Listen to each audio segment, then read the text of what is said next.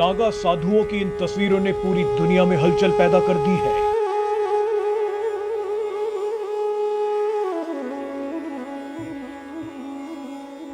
मगर ये विडंबना है कि भारत के लोग, खास तौर पर युवा, जानते ही नहीं कि सनातन धर्म की रक्षा करने वाले योद्धा नागा साधु होते हैं। नागा योद्धाओं की इस फौज को देखने के लिए विदेशों से लोग आ रहे हैं। रूस, जर्मनी, अमेरिका, इटली और ग्रीस जैसे देशों से आए लोगों ने कहा है कि वो नागा साधुओं के दर्शन करना चाहते हैं। दुनिया के बड़े बड़े विद्वान और हार्वर्ड जैसी यूनिवर्सिटीज नागा साधुओं पर अध्ययन कर रही हैं। मगर भारत के ही लोगों के मन में नागा साधुओं को लेकर कई गलत फहमियां हैं, जानकारी की कमी है। आज हम नागा साधुओं के बारे में आपको ऐसी जानकारियां बताएंगे जो आपके रोंगटे खड़े कर देंगी। ये नागा साधु कौन है, ये कुंभ में कहां से आते हैं और कुंभ मेला खत्म होने के बाद ये कहां चले जाएंगे। नागा साधुओं को ठंड क्यों नहीं लगती, ये अपने शरीर पर राख क्यों रगड़ते हैं, ये सारी जानकारियां आपको इस वीडियो में बताएंगे। नागा साधुओं का जीवन अनगिनत रहस्यों से भरा है। नागा साधु असल में एक विचार है जो खुद को त्यागने से शुरू होता है और ये त्याग सबसे पहले अपने ही शरीर का होता है। नागा साधु बनने वाला व्यक्ति सबसे पहले खुद का ही अंतिम संस्कार करता है। ये व्यक्ति अपना ही पिंड दान करने के बाद नागा साधु बनने की प्रक्रिया में प्रवेश करता है। नागा साधु भयंकर सर्दी में भी निर्वस्त्र रहते हैं, उन पर मौसम का कोई प्रभाव नहीं पड़ता।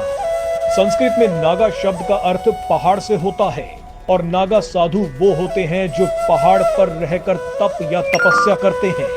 नागा शब्द का एक अर्थ योद्धा से भी होता है, इसीलिए नागा साधुओं को एक योद्धा सन्यासी भी कहा जाता है। इनका इतिहास गुरु आदि शंकराचार्य से जुड़ा है।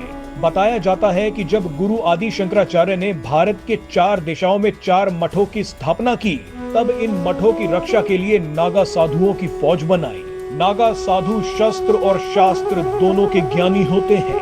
वर्ष 1748 में जब अहमद शाह अब्दाली ने इलाहाबाद पर हमला किया था, तब नागा योद्धाओं ने धर्म की रक्षा के लिए अब्दाली की सेना के खिलाफ जंग लड़ी थी। लेकिन धीरे धीरे देश आधुनिकता की तरफ बढ़ता गया और नागा साधुओं की फौज बिखर गई। इन्होंने खुद को पूरे संसार से काट लिया। आपको बता दें कि भारत में 13 अखाड़े हैं जो युवाओं को नागा साधु बनाने की दीक्षा देते हैं। इन युवाओं की आयु 16 से 20 वर्ष के बीच होनी चाहिए। बताया जाता है कि भारत में सनातन की रक्षा के लिए 4 लाख से ज्यादा नागा साधु हैं। ये संख्या कई देशों की सेनाओं से भी बड़ी है। करोड़ों लोगों के मन में सवाल होता है कि नागा साधु निर्वस्त्र क्यों रहते हैं। तो आपको बता दें कि इसका जवाब ये है कि नागा साधु प्रकृति और प्राकृतिक अवस्था को महत्व देते हैं। बच्चा जब दुनिया में जन्म लेता है तो वो निर्वस्त्र ही होता है। यही अवस्था प्राकृतिक अवस्था होती है। सवाल ये भी पूछे जाते हैं कि नागा साधुओं को ठंड क्यों नहीं लगती, तो इसका जवाब है कि नागा साधुओं पर मौसम का असर नहीं पड़ता।